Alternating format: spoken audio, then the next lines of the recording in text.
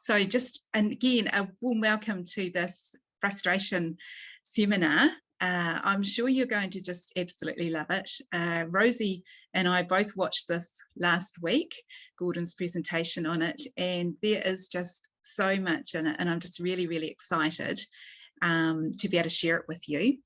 And looking forward actually just to hearing how it lands for you as well. There is a lot of content and we haven't got that long to unpack it, but there's just an amazing way of looking at it. So Rosie, is there anything else you wanted to add before we jump into it, or do you think we should just start? I think we should get started, otherwise we'll run out of time for discussion. Yeah, okay, so I'm just going to share my screen with you and share this. So feel free, as I said, to use the chat feature if you want to put some questions in there for afterwards.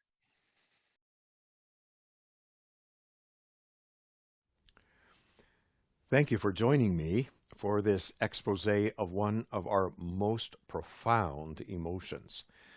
This model is the fruition of many years of dealing with very frustrated children, adolescents, adults, which is actually most of us much of the time. The story I'm about to tell you is the ultimate result of looking at frustration through certain lenses. First of all, attachment. That human drive for togetherness that is absolutely preeminent. An understanding of emotion, including the purpose of emotion and how the brain actually works, an understanding of how potential unfolds quite spontaneously if conditions are conducive. This story is a huge story, an incredibly important story, a truly amazing story, providing an inside glimpse of nature's brilliance in taking care of us. Now, the complete story of frustration would take volumes. I don't have the time to write it, and undoubtedly you wouldn't have the time to read it. So I'm going to try to tell it to you in a digest form, with the hope that in this digest, or should I say digestible form, it doesn't lose any of the salient elements. It is through these lenses that I have come to know frustration intimately, and in so doing come to appreciate it immensely. And I would like to reintroduce frustration to you through these lenses. Not that any of you need an introduction to frustration, but to introduce it to you through these lenses. I'm going to personalize it a bit because frustration has quite a life of its own. In fact, when I first started putting the pieces together, I did it under the title, The Life and Death of Frustration, and then The Life Cycle of Frustration. Now, we'll start with the fact that frustration, as far as I'm concerned, is one of the unsung heroes of the emotional brain, of the whole brain, really, whose work is often camouflaged and reputation tainted or sullied by some of its more undesirable derivatives, or to keep it in line with the personalization, offspring. I bring a few of them to the fore here that really hide frustration that is underneath. Tantrums, we could add tirades, suicidal impulses, guilt, frustration-based depression, obsessive self-improvement. We could add compulsive problem-solving, anger, violence, aggression, self-attack, and so on. So I've alluded to the fact that frustration has work to do. Indeed it does. In fact, it is a first responder, also called a primal emotion, to incoming input. It sits just inside the sensory gate to the brain to scan for any indication that something is not working. In fact, that's the best working definition of frustration. It works hard to signal the rest of the brain and pushes forcefully for change. Now, emotion means emotion, to move, and frustration certainly does that. It does it powerfully, forcefully, and it does it pretty well unseen. That is outside of our awareness. We don't even have to be conscious of what it's doing. In fact, most of the time, we're not conscious of it at all. But what is really significant here is that frustration, like all primal emotion, is blind in itself. It's just giving a signal that something is not working. The insight about what isn't working and when it wasn't working and the details linking all of the information around it is dependent upon feelings. And so it's blind itself with added insight dependent upon being adequately felt. More on this a bit later. Lastly but not least, frustration can have multiple outcomes depending upon the situation and the circumstances, hence the analogy of the traffic circle. So frustration can have multiple outcomes, in this case, 3 possible outcomes. In this case, the traffic is going to go to the right. Now, the first outcome, as I've already stated, its job, its primary purpose, is to effect change. Now, there'd be no reason for change if we were satisfied with the status quo. Frustration provides notice to the problem-solving brain that something isn't working. It also provides some motivation to effect change of some kind in the hopes, of course, that if change happens, it will somehow fix the problem. Now, if it does, the story of frustration comes to an abrupt and successful end. The work is done. The problem is, of course, there are so many things that we are up against that cannot be changed. Holding on to good experiences, altering time, changing the past, other people's decisions, getting one's way all the time, holding close those we are attached to, bridging death, and so on and so on. The good news is that there is an inbuilt program in the brain for this.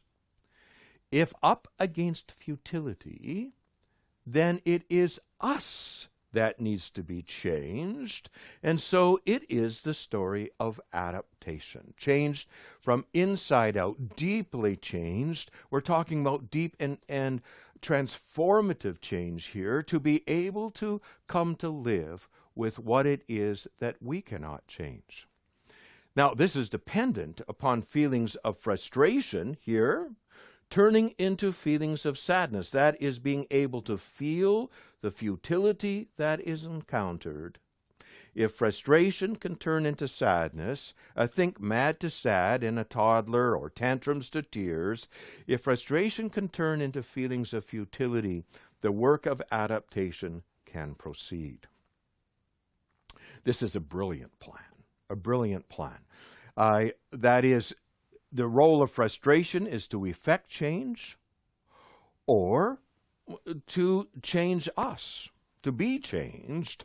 A brilliant plan. It sends shivers down my spine whenever I think of it again. However, if frustration fails in its work, it can neither effect satisfactory change, and it doesn't turn into the sadness that can bring adaptation. This is where frustration turns foul. We might say it fails in its work. Frustration has become thwarted. It turns foul and seeks for release in some way or another. This is where it turns into impulses to attack, and which seeks release, some kind of release, some kind of venting, and it will drive eruptions of attack in one way or another. That is, unless the capacity for mixed feelings has developed in the child. If the capacity for mixed feelings, that is if impulses to attack immediately bring, on the other hand, but I don't want to get into trouble. I don't want to hurt my sister. I don't believe in aggression or something like this. On the other hand, then it sends the traffic down for another attempt at change or adaptation. But this takes time. There's a place in the brain reserved for it. We could call it the mixing bowl of the brain, the prefrontal cortex, but it takes it takes 5 to 7 years for it to even get up and running. And then only if conditions are conducive. And so I experienced working with many adults who never actually developed this capacity. And so frustration led to impulses to attack. Now, the release of these impulses, attacking impulses, of foul frustration or failed frustration, or thwarted frustration, we may call it, can take many forms. And I've outlined those forms here. As you can see, there are many forms: sarcasm and insults, irritability and impatience, hitting and fighting, fits and tantrums, violent fantasies, even ignoring, shunning, and ostracizing. I won't take the time to go over all of them. You get the picture. The picture isn't pretty when frustration is frustrated or has been thwarted. You could say we're doubly frustrated, frustration. From tantruming toddlers to suicidal teens, from irritable parent syndrome to lashing out at loved ones. The form of attack here, it depends upon one's inherent nature, one's bent, so to speak, as well as the level of emotional maturity. And also the form of attack is influenced very much by who it is that the child is attached to. The key insight here, what is absolutely significant, when you see this, you should read this. That is, when you see a manifestation of foul frustration, an eruption of attacking energy, it should now occur to you that something isn't working for the child. Something isn't working for the student, for the adult. This insight is phenomenally transformative in guiding interaction, to see the child as frustrated rather than as misbehaved, violating, and so on. So how exactly does the story of frustration turn into the story of attack? The story of frustration, now you can see, or the story of attack is a sub-story of the story of frustration. And I will tell the story as simply as I can. There are 3 precursors that are part of every story of attack, regardless of its form, including how harmless or how violent it may be. The first, you will have guessed it, highly frustrated. Whether one is aware of it or not, something isn't working for the child or adult. Whatever it is certainly important to them. Secondly, futility is encountered. Otherwise, frustration would come to an end, but that futility is not felt. Sadness is missing. Or slow to sadness, we could speak. So highly frustrated, slow to sadness. Because if mad turned to sad, if sadness was felt, then it would proceed to bring adaptation, deep transformation, to be able to deal with things that aren't working. You see, the brain has to feel its way through when it comes to the work of frustration. Now, once it turns foul and it turns into impulses to attack, now, the only hope would be that these attacking impulses are tempered. As I said, the capacity for, on the other hand, feelings. And so this will lead to attack if attacking impulses are not untempered. At least at that time, it doesn't bring forth, on the other hand, I feel the impulse to attack, but I don't want to get into trouble. I don't want to hurt my loved ones, and so on. Simply put, what sets the stage for attacking impulses to erupt is being highly frustrated, slow to sadness, and lacking mixed feelings. The perfect emotional storm for frustration coming to attack. Now, these are the antecedents of aggression. The problem with eruptions of attack is we usually think we have to teach the child a lesson, and so we think consequences. Now, when you actually think consequences, will these add frustration? Absolutely. Are these encounters with futility? That's the whole point, but the child isn't feeling futility, so it's going to make matters worse. And this is what we have been doing because we have not understood the story of frustration. We've been making matters worse. Now, I'm going to take 3 quick walks around this traffic circle where attack is a typical outcome, each time looking through a different lens. First of all, the lens of attachment. Now, what is it that gets us frustrated the most? Well, attachment is our preeminent need. Togetherness is our preeminent need. So when we're facing thwarted proximity, we can't make contact, we can't make a connection, a loss, a separation. When we cannot do this, attachment's not working is the primary source of frustration. It just fills the traffic circle. It drives this whole thing. Secondly, attachments are also a primary source of futility.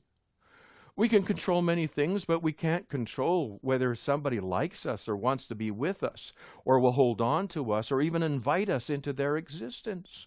So attachment is a huge source of futility. And of course, sadness is a very tender emotion. Most of us only feel safe to feel sad when we're in the company of those that we're attached to, when it's a safe relationship. Many children, many adults have no safe place to cry. And of course, if the eruptions of attack lead to further disconnections, sending to one's room, some way or another, a reaction that increases the separation, breaks the connection, we have the makings of the perfect emotional storm, an escalating cycle. Unfortunately, this is what we've been doing because we haven't understood the story of frustration. So what are the implications here? Well, they're simple. That doesn't mean easy. It's simple. Look around, see what where the child is facing separation. Reduce the separation being faced. And especially when eruptions occur, don't let these attacks disrupt the connection. Find a way of holding on. Find a way of coming alongside frustration. Find a way of getting alongside that frustration. I see you're frustrated. That frustration needs to come out. Here, let me help you find a way. A completely different dance can evolve. Well, let's look at the feeling factor. This is a huge factor. First of all, frustration has to be felt, to be managed. As I said, most of the work of frustration is unseen. It's invisible. We don't even feel the frustration that is within us. It can surprise us, blindside us, or we don't feel it at all. We can't manage an emotion that we don't feel. Secondly, remember that feelings are the eyes of frustration. And so frustration must be felt rather correctly for change to be effective. If it's just a general signal and the brain kind of fills it in with a cognitive backfill, I think that's the problem, or this is the problem, we don't really feel it adequately, then the change won't be effective.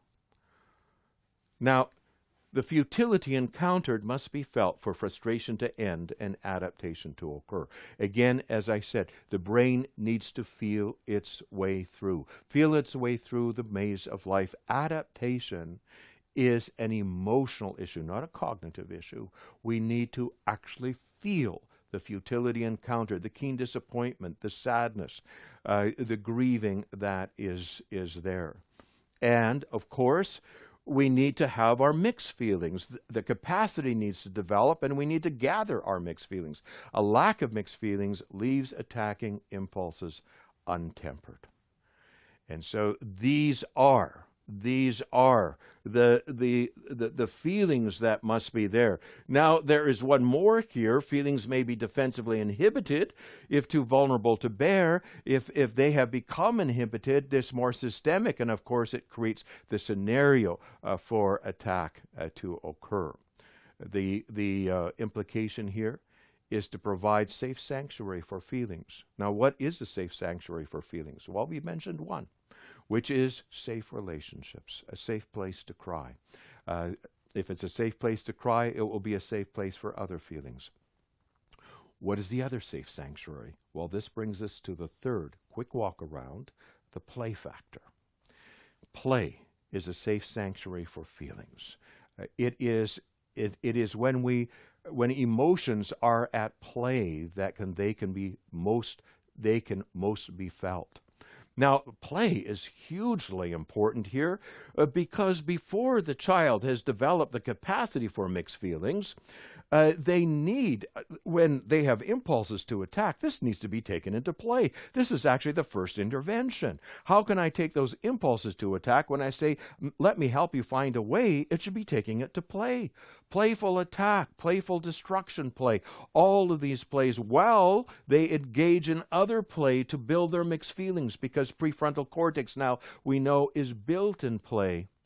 In the meantime, we should do as much as possible to give them play that involves problem solving and construction play, making things work. Because if they're playing at making things work, it heads it off at the pass. Frustration will move into this kind of play. The feeling factor is huge. And last but not least, it is much easier to access sadness in the play mode through stories, through music, indirectly. It's very hard to access directly. One step removed, and play can even make sadness feel sweet in drama and theater where it can be played. The implication here is we need to do our utmost to increase access to emotional playgrounds. We've been thinking that play is frivolous. In fact, it is the key to civilization, according to the ancient Greeks, and I believe they were onto something. They made room for eruptions of attack in their games. They joined frustration to sadness in their tragedies. They made mastery of music a must for their children to access sadness that could only be touched one step removed in this music. Our challenge is to give play a chance to shoehorn our frustrated children into the society in which we live. We have thought it frivolous. It turns out to be the crucible of civilization for society at large and for each individual. And now to our last slide here. To create a story of frustration with good endings. This is our challenge. This is our challenge, where frustration leads to change and ends in change, where frustration, if we cannot effect change, leads to adaptation. These are the best endings, and if it needs to go into attack, at least not attack that violates, but attack that is safe from repercussions that doesn't make matters worse. Well, what is the answer? If there's a bottom line to this, what would be the answer? Is to create a story of frustration with good endings. We need to cultivate a healthy relationship with frustration, whether that be in ourselves, whether it be in our students, or whether it be in our children. Well, what does it mean to cultivate a healthy relationship? Well, first of all, it means that we accept that it exists. We may not agree with it, but we need to accept that it exists. It needs some space to work, some space to relieve itself without doing harm if it cannot lead to change or adaptation. You see, the ultimate challenge for us as parents, as teachers, is to be traffic directors here, sitting in the middle, directing the traffic to where it most should come. And sometimes it's in directing it to playful attack. But we need to know the story of frustration. We need to know the traffic circle of frustration. We need that kind of knowledge of frustration to be that kind of traffic director, nudging towards the outcome most appropriate to the situation. Secondly, call it by name. Frustration, it's not that hard. Not anger, not violence, not aggressive, not being mean, not all the other names that it can be called. Call it by name. I see you're frustrated. Reframe as needed. They may be calling it something else. Reframe it, call it by name. That will allow you to focus on the frustration, which is key to being able to come alongside of it. You see, we can't help others if we can't come alongside of it. And how do we come alongside of them? By focusing on the frustration. We can always come alongside frustration. We can grant individuals that they can experience something not working. We can't make everything work for a child, no matter how much we love them. So this is our way of coming alongside. You see, when we can come alongside the frustration in ourselves, even in our loved ones, it unites us instead of divides us. Instead of fighting it, we can help frustration do its work. And that's the thought I want to leave you with. I wish each and every one of you great insight and wisdom in helping frustration do its incredible work, because frustration needs our help, and we need to understand the work of frustration to be able to help it. Thank you.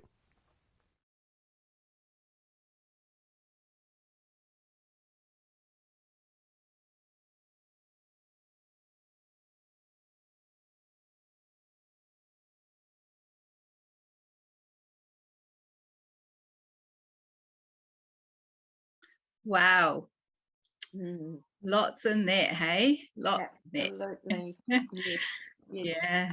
What stood out for you, Rosie?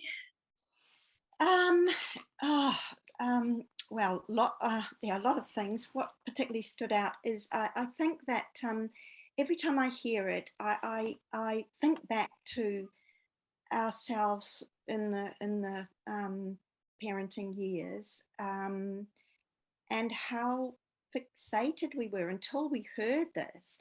How absolutely fixated we were on the behaviour that we saw, and particularly the bad behaviour. And it was kind of like Gordon's talking about the antecedents here of behaviour. What came before? To ask the question, what came before? It never occurred to us really, and we thought we were pretty good parents, or but it was so, for us it was like quite a paradigm shift and a revelation to think about what came before this behavior. And instead of being blinded by the behavior and being caught up by, this is not acceptable, this is mean, this is rude, whatever, to to actually think about what came before, what there must be frustration here, what might have caused that. And I think that is amazing if we can have that insight, because it completely changes the dynamic. It allows us to come alongside our children, and so I think that's one of the biggies for me. Yeah, it's interesting, isn't it? We get so fixated on what we see, and of course we do, because we see it, and it's often big when there's frustration underneath. Yes. But as you say, Rosie, I agree. If we can see underneath, to see the frustration, not even the anger, or not even the defiance, or not even the aggression, but if we can look underneath to see this frustration, and we take that down to there's something not working for this child, or something not working for me, it does change everything, because we all get frustrated. And and so often when we come at it from a behavioral perspective, and we say, don't you dare talk to me like that, it's frustration that's driving that behavior. And so then we actually just end up adding more frustration into the system. Whereas if we can just see, that's frustration, and not have our own buttons triggered so much by it, it can just change the whole dance. And I think it's interesting too, isn't it? Because he was talking about the unsung hero, frustration being the unsung hero. And so often we think that of frustration as being something that or emotion generally, of wanting to get it out and shut it down and calm it down, whereas actually it's actually got work to do. It's actually there for a purpose. But also recognizing that frustration in ourselves, I think is really huge. And absolutely. And let's face it, not only life in general, but parenting is inherently frustrating. There's so much loss of control of our lives. There's sickness, there may be disability, there's we get into routines, and then sickness comes along, and just so many ways in which we do have a loss of control as parents, and so it is inherently frustrating. And I just think it's Gordon, somewhere else he was talking, and he said, parenting is wonderful because it gives us a second opportunity to grow up. And I think for me, I've learned so much about myself, and taken up a relationship with my own frustration, and it's wonderful. And I think as parents, we need to just give ourselves opportunities where we're just sitting and letting the feelings bubble up, because as he said, frustration is one of these core emotions that can be within us, and we don't really realize until it all bursts out of us, and we need to sit and let the feelings bubble up of disappointment, of loss, of grief, whatever the feelings are that are under frustration. Even just acknowledging them, hey, for ourselves as adults, even Yeah. just acknowledging them and not trying to stop them. You know, I think for Yes. so often we can try and fight against, I shouldn't be frustrated, I shouldn't be angry, I shouldn't be this, I shouldn't be that.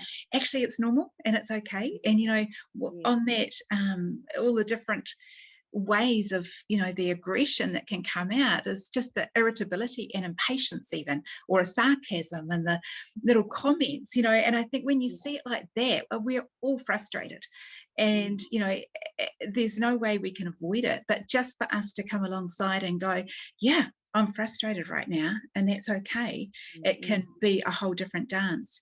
I remember I was just thinking about, as I was watching this again, I remember a time, just for myself, we're talking adults here, but I think it's really important that we acknowledge it in ourselves first, so that we can help our children with it. I was just thinking of a situation a few years back in a workplace, and things weren't working for me. There was a lot of things not going right, and I probably wasn't the most pleasant of people to be to be in the office with.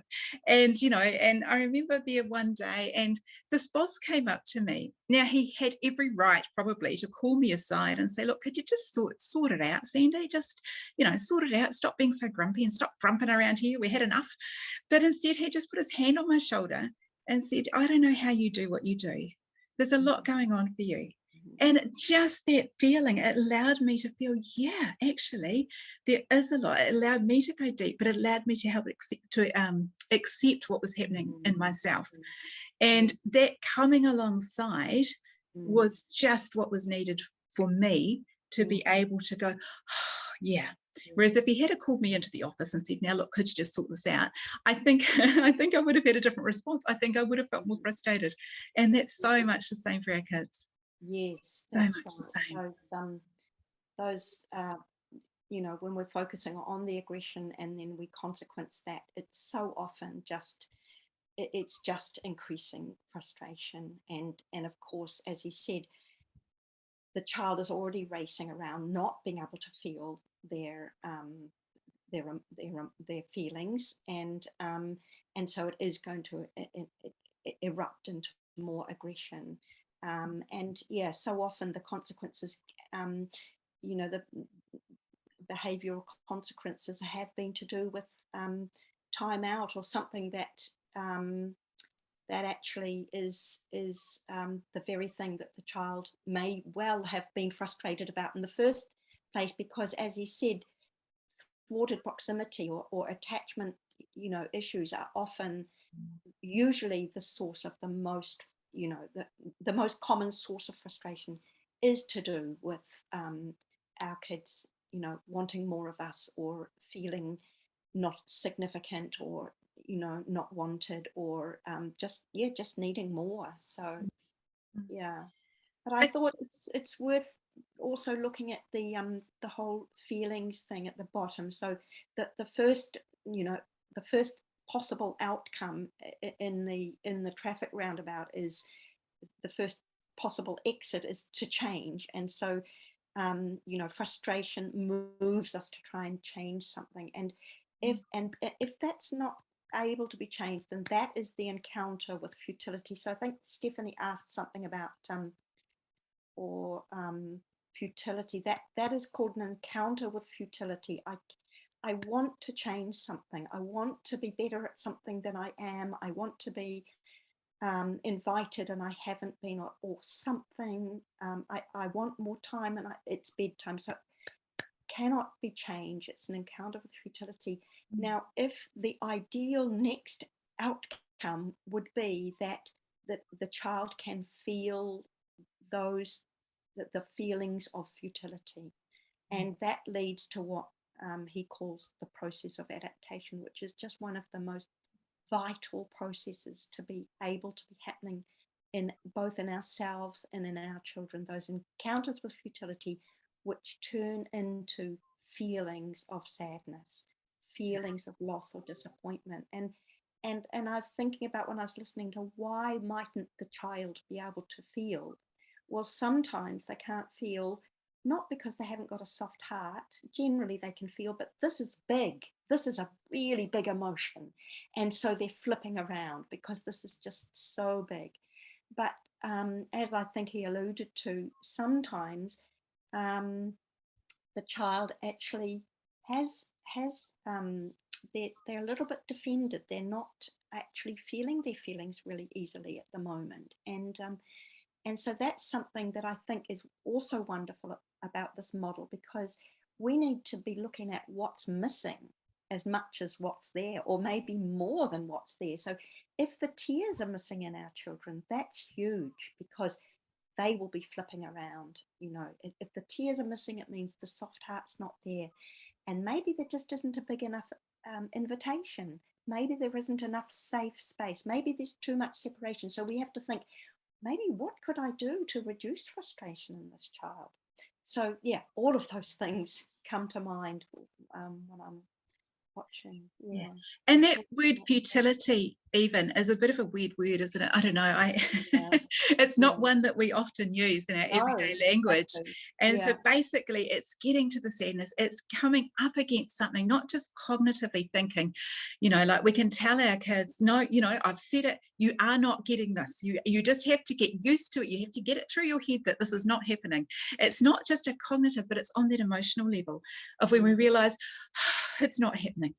I can't get through this way. And that in itself changes us. It gets us to that on an emotional level, recognizing that sadness about what it is. So it's that mad going to sad. And it's a bit of a different way around. Yeah. And I think it sometimes can be good just to think about what are the frustrations that my children are facing at the moment. What might they be experiencing in their lives? And so not just to be aware of the frustrations that we're having as parents, or as, you know, in our lives, but to think about, you know, there are so many things from the little ones not being able to do what their older siblings are able to do or are allowed to do, not being able to do what they want to do in terms of, oh, I wish I could use these scissors, but they're not working properly, or, you know, and then not being able to choose their bedtimes, but then, you know, big ones in the teens of the frustration of not looking like they might want to look like, not being able to perform in the way or achieve in the way that a sibling or a friend is able to. So just so many things can produce, you know, can result in frustration. And it's good to think of our own children in those terms, I think. When I run some courses on this, I often get participants to get into groups and write a list of all the frustrations that a child might face before morning tea time at school. And then also to think about all the frustrations that them as a parent or an adult might encounter before morning tea. And the list is huge. And it's just, I think what's coming out here more and more as we're talking is just frustration is everywhere. And if we have trouble managing our frustration, I know I do, then how much more are our children? And yet somehow we turn that on to behaviour. And, you know, whereas if we can just go, there's something not working for them, they're frustrated. I think also when we come from that, we can come alongside, like as Dr. Neufeld said, reframing it, renaming it, calling it by name. When we can just use the language of frustration, something's not working for you there.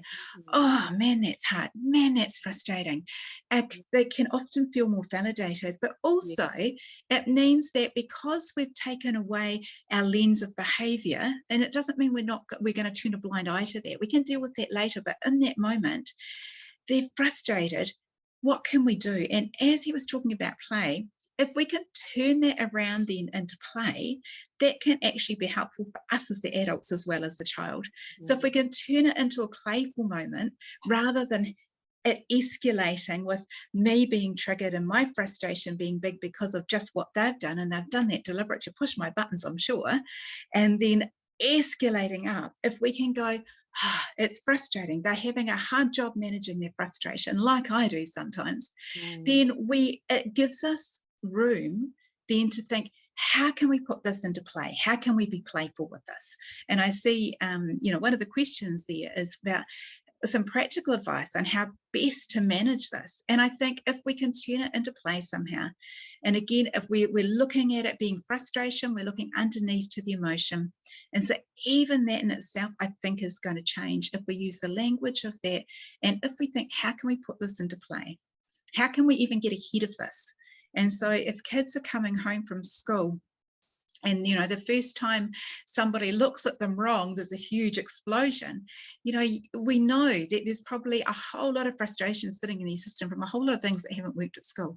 So how can we get ahead of that? What can we orchestrate before they have a chance for that explosion? Is there some outlet, some game, something that we can help them to do playfully that might just take some of that energy out? How can we get in there with some of that connection? You know, some parents get home, they screw up, you know, paper and have a paper ball war. They might have a pool noodle fight, or even just stopping at the playground to let off do some physical activity there, doing some drumming, doing some music, some dancing, some art, some whatever it is. How can we take that into play? Is there some construction work that we can do? Because that's, again, great for frustration, or some deconstructions and building up things and knocking them over. Yeah. It gives us that freedom, I think, and that ability to be able to do that when we're focusing on the emotion. It allows us to be able to be more playful. Yeah.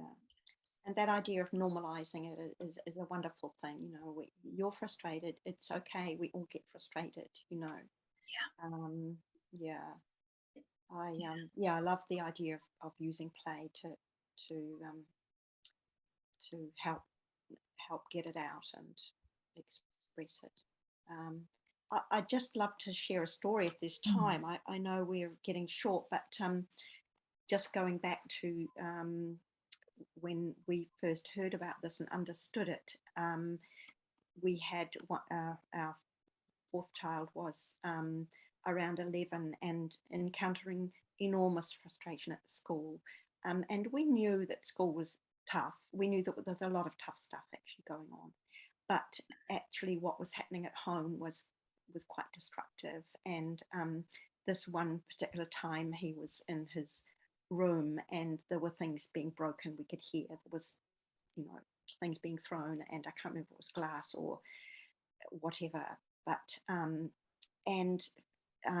I just, you know, took a deep breath and thought, okay, I'm going to do this differently. Instead of looking at the thing, I just went and took his hand. I said, we're going out for a walk, darling. Come on, out we went the front door, and I didn't know where we were going or what we were going to do. But I had his hand, and we were only halfway down the road before it all started coming out.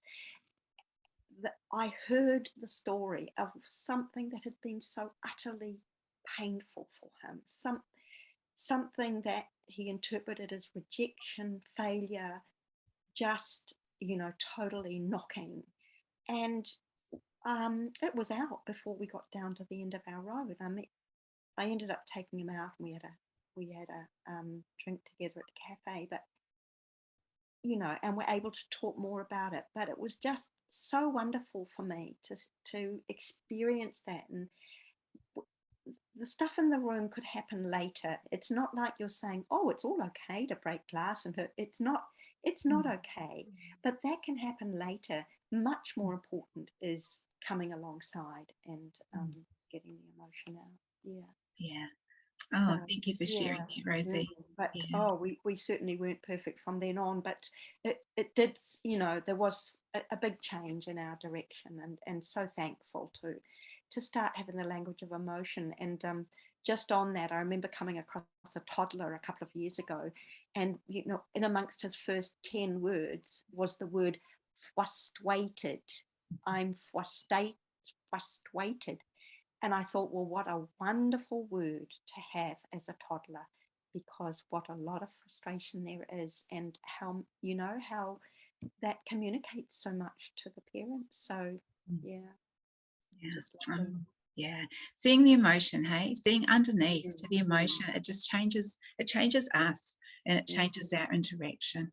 Oh, that's awesome. We might just pause there. I think, you know, there's so much in there. There's just so much that we could talk about, but we might just pause the recording there.